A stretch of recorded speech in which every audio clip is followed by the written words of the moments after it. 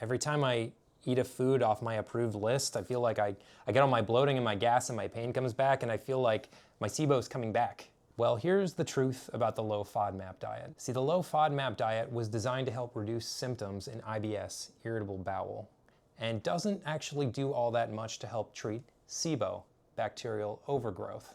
See, the studies that use the low FODMAP diet are not really the best in my personal opinion.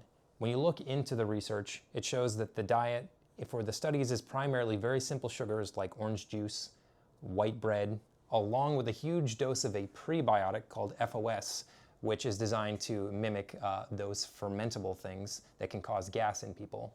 But this isn't really a real-world diet that anyone would eat for any period of time. And if you actually followed that diet for any amount of time, you'd be at risk of developing things like diabetes from all that extra sugar and lack of fiber. See, the goal is gut microbiome diversity so that you can digest and eat as wide a variety of foods as possible. And there's no reason that you need to stay on a very restricted elimination style diet like the low FODMAP for the long term. So when it comes to it, if you have to do an elimination diet, and many people do, it should be considered a short-term option to help calm down symptoms when you're going through active treatment. But there should always be a clear plan moving forward of how we can start to expand more foods into that.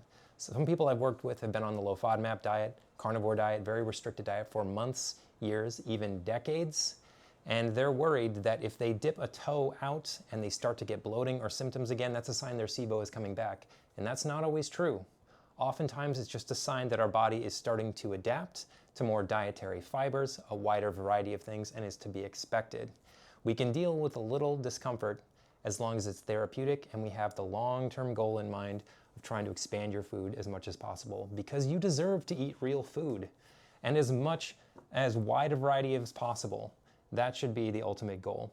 So share this with someone who has a lot of food fear if they've been on a low FODMAP diet or a restricted diet for a really long time.